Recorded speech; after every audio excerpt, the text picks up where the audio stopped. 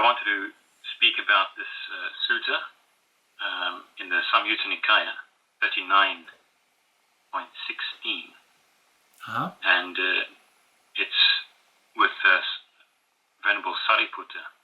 He's been asked a question. It's a short sutta. I'll read it out quickly.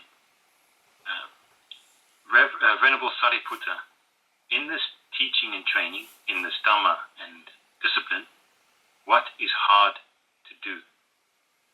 And he answers, the going forth is difficult to do in this Dhamma and discipline. But what's hard to do for someone who has gone forth? When you've gone forth, it's difficult to be satisfied. Contented. It's difficult to be contented. But what's difficult to do for someone who's contented? When you're content, it's hard to practice in line with the teaching. And then he asks, but if a renunciant practices in line with the teaching, will it take them long to become a perfected one? And he replies, it won't take them long. I thought that was very nice, it's quite simple. It's kind of, just go forth. Learn to be content and practice. And in no long time, you will have the result. Yes, So exactly, the contentment needs to be learned. You have to learn how to be contented because you won't be able to sustain practicing in line with the Dhamma on the same level all the time. So you're going to have ups and downs. So the contentment is important for when you have your downs, you don't go lower than being contented within the homeless life. So then you can easily and quickly carry on practicing when it picks up. If you're not contented with the life of someone who has gone forth, then when you experience the downs, the mind will want to go back to household life basically. So that's why it's important to be contented, whether your practice is going good or not, whether you're inspired or not. Contentment is a kind of a basis that will sort of sustain that state of having gone forth, which of course that means at any given time the possibility of picking up the practice along the right lines remains there for you. You haven't excluded yourself from it, to say like that. What comes to mind is a person who goes forth and starts their training of virtue and sense restraint. It is difficult, but then it's difficult to sustain. But then, having sustained it, you can become accomplished in virtue, accomplished in sense restraint, and feel the joy on account of that accomplishment. And now you always have that joy to sustain you, to fall back on. You can't fall. You don't fall below that. Yeah, and I think that's exactly. That's those other suttas where the Buddha said, you should replace the joys of a household life with the joys of a renunciate life. You should replace the grief and sadness of a household life with the grief and sadness of a renunciate life. So you're still going to have ups and downs, but if you're contented with that life, means you have upgraded, at least in that sense. So because joys and griefs of a household life are much worse, much more pressuring and entangling, proliferated and so on, than those of a renunciate life. There are still joys, ups and downs, but they're purer, say that way, because you are withdrawn from that, household life is crowded and dusty, as the sutta say. So. And the life gone forth is open air. Yeah, open. Yeah. It's fresh, freer. It's clean. And I like it's difficult to go forth. Exactly. And it's difficult to give up that which is familiar to you, that which you know, that which you're comfortable in. Let's say it like that. So change is unpleasant. Yeah. So it's difficult to undergo such a change of giving up a household life for something that you are uncertain about and something that will require you to learn how to be contented with. So that's why it's difficult to give it up. Yeah. And anybody who has tried to give it up realizes that it's difficult to give it up. But giving up, or giving it up and going forth, and keeping the precepts, virtue, for taking refuge in the Buddha for the rest of your life, so to speak. I will maintain this virtue, I will maintain this sensual strength. Mm-hmm. It says, the Buddha says, if you do that, you will experience a joy. A joy of being blameless, the joy of being unpolluted. Yeah, eventually. The joy of... eventually. Yeah. Which, once you have that, it's... then it's easier. What is? With the practice. Well, yeah, of course. Yeah, I mean, in many sutta, it said that joy arises on account of unbroken virtue, contentment, contented and joyous mind gets composed. So samadhi is born out of it. So yeah, it's like a necessary basis. It's part of the practice, really. Learning how to be content with a homeless life. It's already, in a way, practicing along the lines of the Dhamma. Exactly, yeah. But in terms of, you read that you will become happy and feel a blameless joy if you maintain your virtue. Mm-hmm. And which is, you'll feel a blameless joy. Mm. So, and you're not really doing anything. Mm-hmm. You're just not doing wrong things. And that joy is accessible to you. Just reflecting on your sila nusati, that joy is, experienced. Yeah. I was once dirty, now I'm quite clean. But it's funny how just that first step, the Buddha says, keep this and you'll be happy. You'll feel this blameless joy. That first step is kind of, not many people have faith in just that first step, which is, it's so accessible actually. Mm. It's so close. That very lofty pleasure is so close, it's accessible. Yeah. Yet, it's like, I don't have faith in that. I'd rather do something else. I'd rather do meditation, the Satipatthana instead. But that's not the first step. Yeah. So, do you have faith in the Buddha? Do you have faith in yourself, your own ideas of what the practice is? Yeah, that's that kind of lack of clarity that sort of exists in many people, even if they have genuine intention to practice. They don't realize that your views of what the practice is, what's important for the practice, are views affected with ignorance. So your practice actually should start by questioning those views, questioning your motivation, uncovering and revealing. Your practice shouldn't start with just taking for granted the views that you have about the practice and practicing on account of them.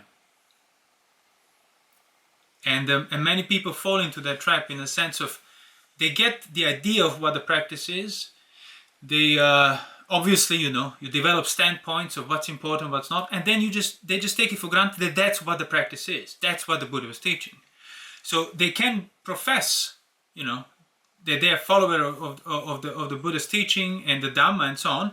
Yet, as you say, exactly, the very first thing that the Buddha says you should do, they kind of overlooked. It's quite easily done. when your standpoints are already far away from what's really important. So that's why, like the Buddha said, the most blameworthy thing is the wrong view. That's the reason for for everything unwholesome in a way. Because if a person were to learn or just start actually questioning themselves rightly, in a sense of, hold on, yes, I have faith that the Buddha was enlightened. I have faith that the Dhamma is well expounded. I have faith that if I follow that Dhamma, I can also, reach some stage of enlightenment, free myself from suffering. So, am I actually following clearly and understanding what the Buddha said and practicing on account of it? Or is my idea of, I'm a Buddha follower kind of, and I have faith in Dhamma abstractly, but practically I'm doing something else? Like, what do I put first?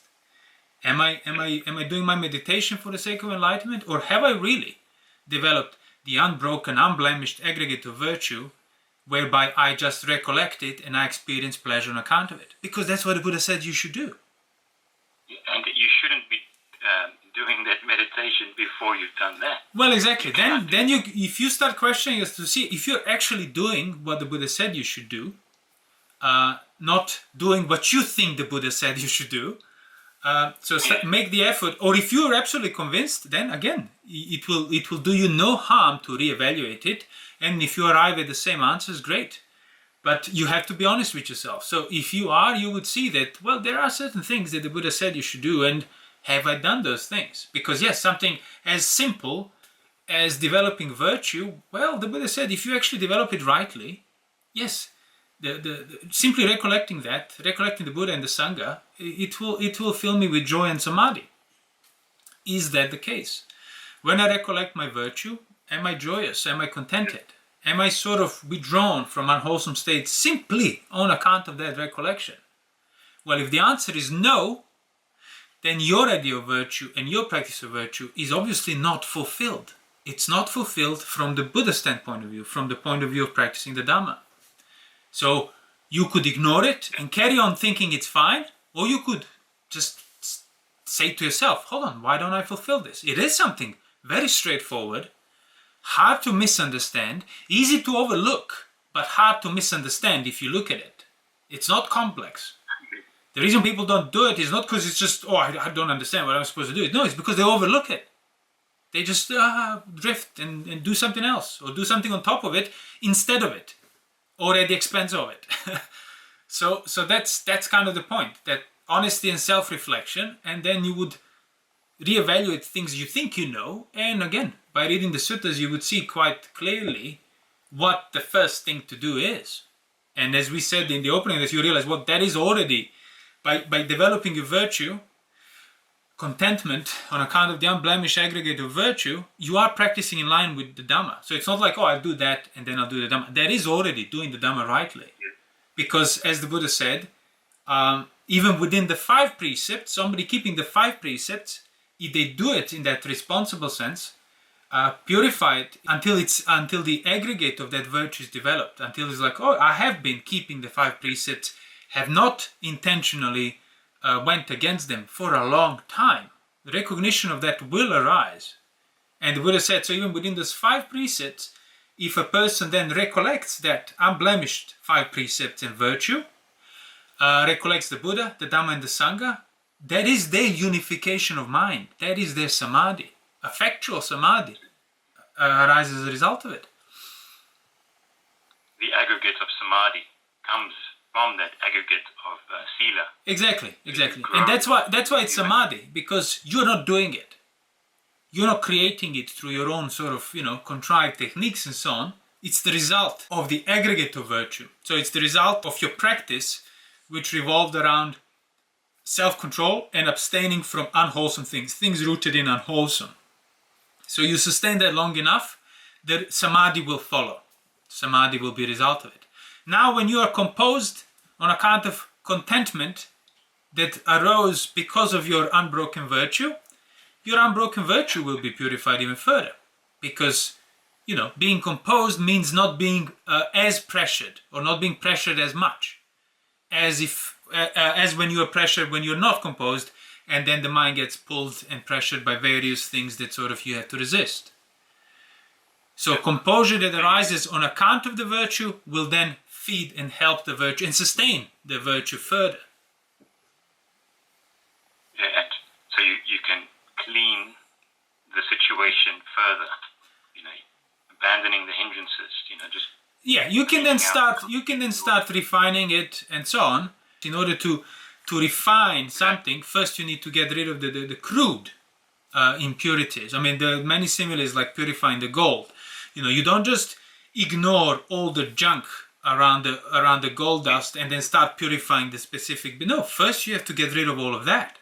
There is just simply no other way to get to the refined points. So, and that's what I mean, that will become apparent to a person if they do actually, as we say, often start questioning their own motivation. So, okay, I want to meditate, meditation helps me, I keep the precepts, but, okay, so why?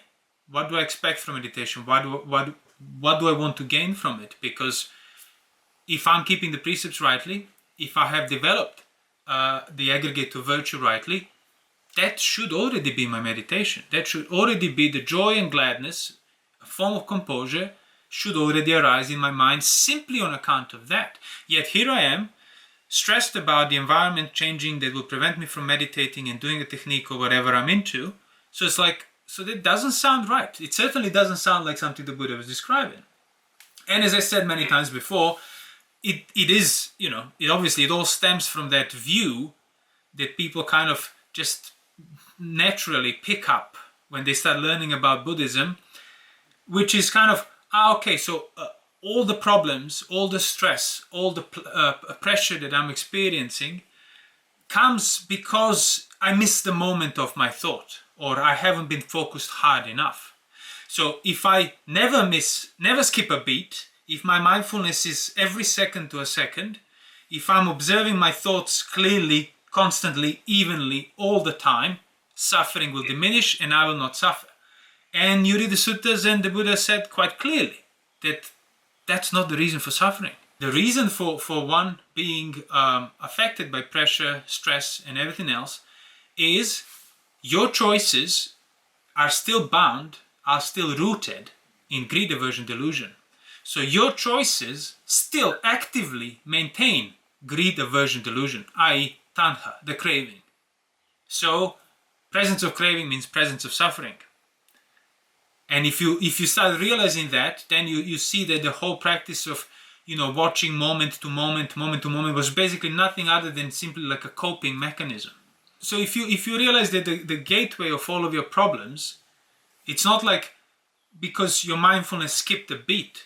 No, it's because your body, your speech and your mind still have actions that are rooted in greed, aversion, delusion on some level.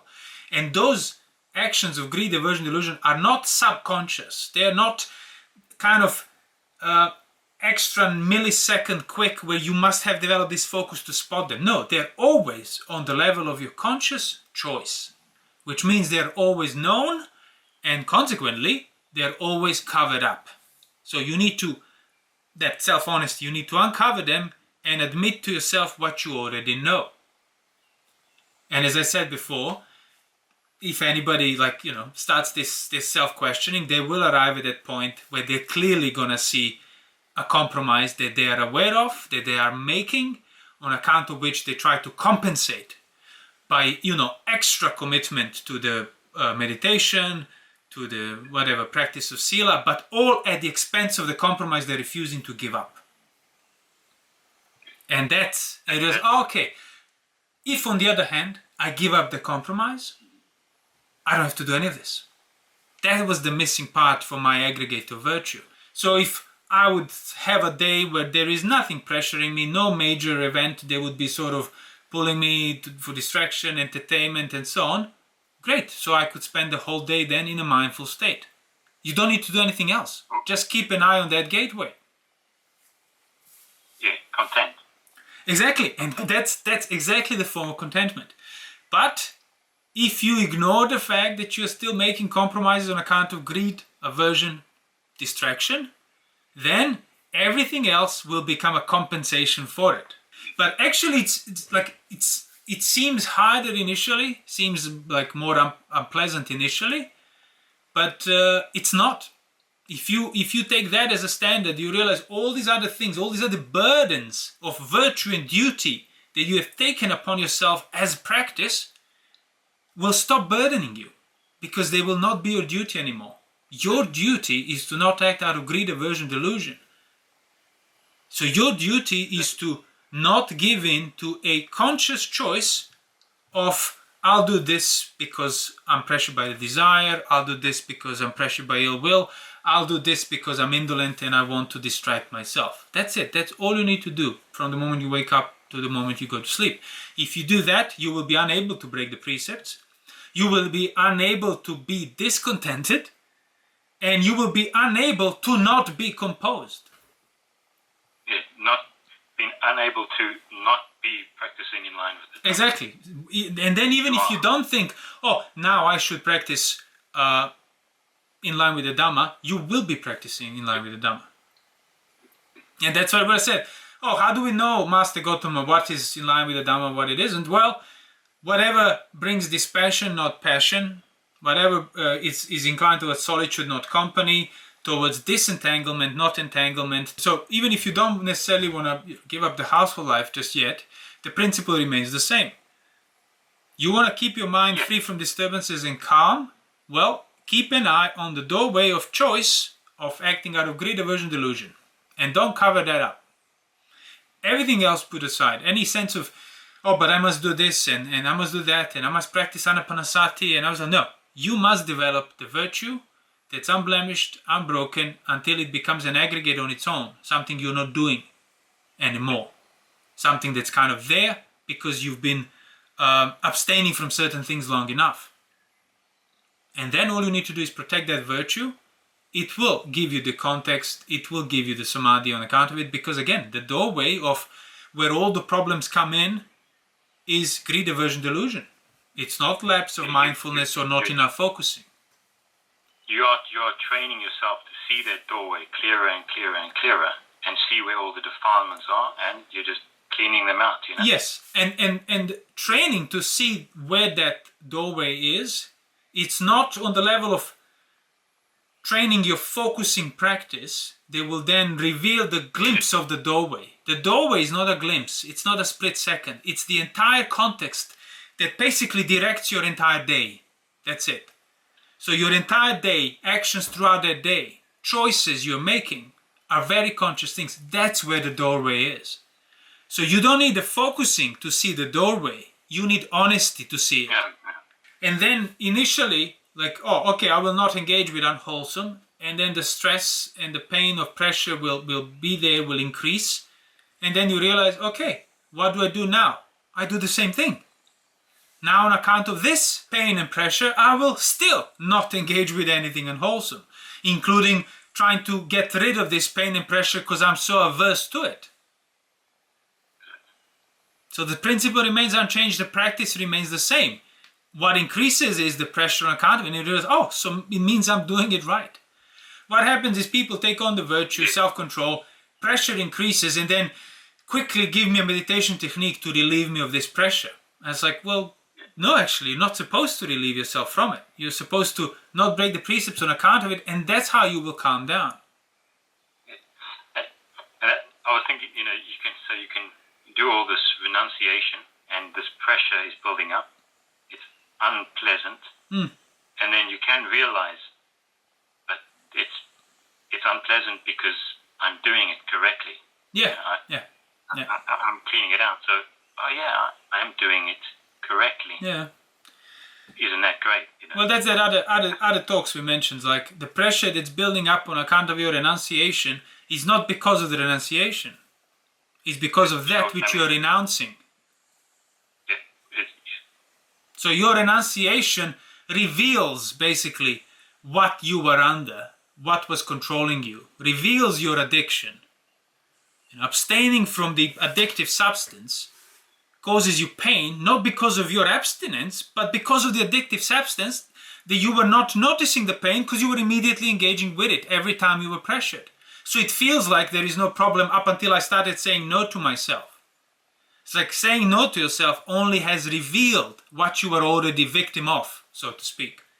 So in order to develop that aggregate of virtue correctly, whether you are a layperson or a samana, you will also then see like the role of patience, why that patience is important. Not not in that sense, oh, be patient, patience is important and it's a virtue. No, it's like it's a thing you can do and develop, and it's useful to remind yourself of it, because withdrawing from things that pressure you will reveal that, as I said, the pain of that pressure. It will increase it. So unless you have patience to bear it, you will then give in to that motivation and need and craving to get rid of it. So you might not break the precepts, but you still want to get rid of the discomfort that they revealed. And how do you do that? Well, you do that by following tradition, technique, practices in that impersonal manner. And by that I mean in that, like, oh, I just do that because that's what we are supposed to do. I do that because that's what technique tells me to do.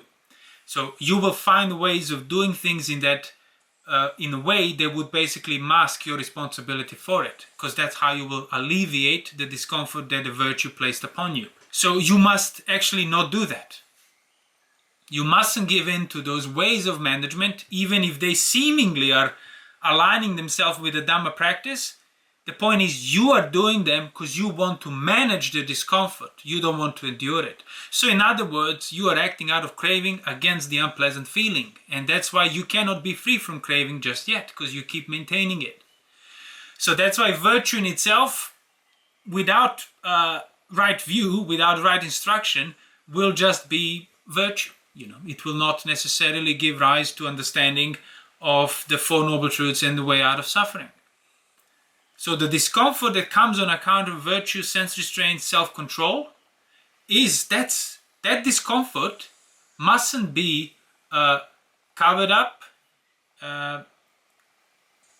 dismissed, ignored, or got rid of. So that discomfort must be accepted. You must be patient in regard to it. You must actually look more at your attitude of gratuitously trying to get rid of the discomfort than you should be looking at the discomfort. And then if you want to practice Samadhi within that, well, you will realize, okay, Samadhi within the discomfort, not at the expense of it, not instead of it. So Samadhi doesn't mean disappearance of discomfort. Samadhi means I am now unmoved by any discomfort. And that's a very different thing. Not necessarily externally looking by what you're doing, but internally it's rooted in a completely different intention. One is wholesome, another one is unwholesome. So that's why that patience is necessary for you to endure the discomfort without habitually trying to get rid of it. Because then again, you're still acting on the level of that sense response. Pleasing, give it to me. Displeasing, get rid of it. And that's exactly what it means by, even meditation is rooted in sensuality. It's still the same principle. So if you are patient with it, able to endure it sufficiently enough, you will learn how to calm yourself within it, not the expense of it. And of course, you will see what the true problem is, which wasn't the discomfort. That was not the root of suffering. Your craving against it was the root of suffering.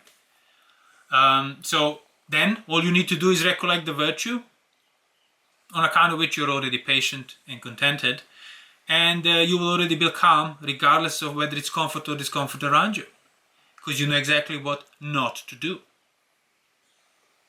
And you don't need to worry about then, what should I do? Because you're not trying to get rid of the pain gratuitously anymore.